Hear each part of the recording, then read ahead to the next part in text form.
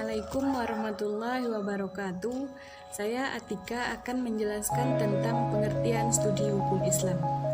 Hukum adalah seperangkat norma atau peraturan-peraturan yang mengatur tingkah laku manusia maupun peraturan atau norma yang dibuat dengan cara tertentu ditegakkan oleh penguasa.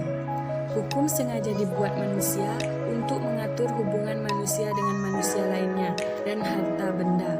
Bentuknya bisa berupa hukum tidak tertulis seperti hukum adat dan hukum yang tertulis seperti peraturan perundang-undangan.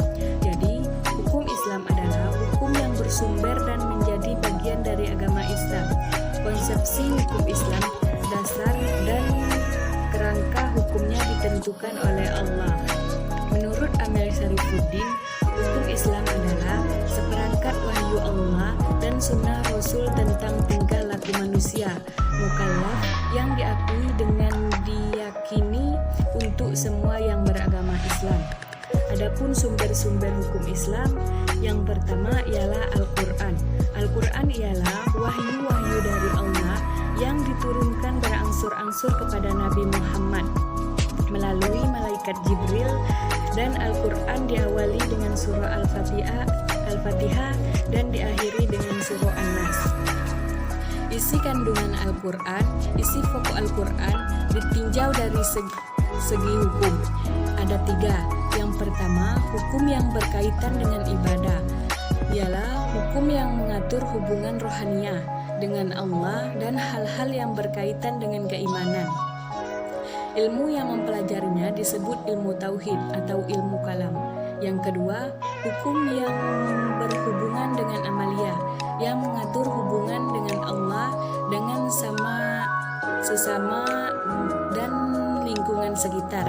Hukum ini tercermin dengan rukun Islam dan disebut hukum syariat. Ilmu yang mempelajarinya disebut ilmu fikih.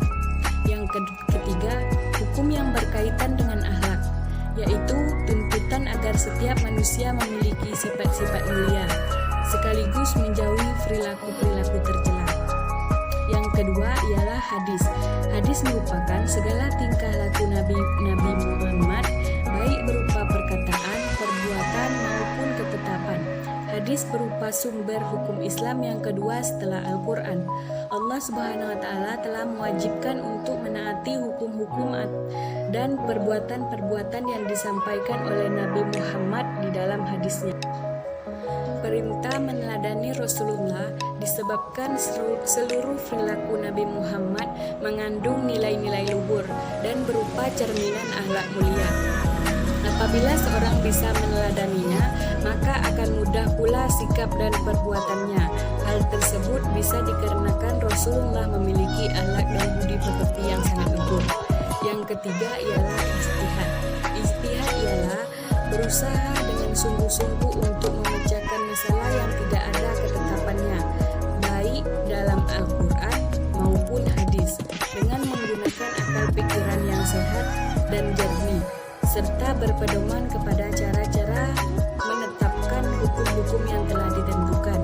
Yang keempat ialah qiyas. Qiyas atau analogi adalah menghubungkan satu kejadian yang tidak ada hukumnya dengan kejadian lain yang sudah ada hukumnya, karena antara keduanya terdapat persamaan ilat atau sebab-sebabnya. Contohnya mengharamkan minum-minuman keras seperti bir dan lain sebagainya. Haramnya minuman ini dikarenakan dihiaskan dengan khamar yang disebut di dalam Al-Quran, karena antara keduanya terdapat persamaan ilat atau alasan, yaitu sama-sama memabukkan. Jadi, walaupun bir tidak ada ketentuan hukumnya di dalam Al-Quran atau hadis, telah diharamkan khamar mengandung persamaan dengan bir yang berupa memabukkan. Sebelum mengambil keputusan dengan menggunakan qiyas, maka ada baiknya mengetahui rukun qiyas. Rukun qiyas ada 4. Yang pertama ialah dasar atau dalil, yang kedua masalah yang akan dikiaskan, yang ketiga ialah hukum yang terdapat pada dalil, yang keempat ialah kesamaan sebab atau alasan antara dalil dan masalah yang dikiaskan. Yang kelima ialah muslaha mursalah. Muslaha mursalah adalah segala kepentingan yang baik yang tidak dilarang Al-Quran dan hadis Nabi dan juga tidak terdapat penegasan di dalam kedua sumber itu secara langsung. Apabila satu kepentingan yang baik ditegaskan secara langsung dalam Al-Quran dan hadis disebut maslahah murtabarah. Dan apabila suatu yang menurut anggapan kita baik dan bermanfaat tetapi dia dilarang di dalam Al-Quran dan hadis disebut ialah muslahah mulghah atau batal. Kesimpulannya ialah hukum Islam berarti keseluruhan atau ketentuan-ketentuan perintah Allah yang wajib dituruti atau ditaati oleh seorang muslim. Hukum syariat meliputi 3, yaitu ilmu aqaid atau keimanan, yang kedua ilmu fikih, permasalahan manusia terhadap ketentuan-ketentuan Allah. Yang ketiga ialah ilmu akhlak atau kesusilaan.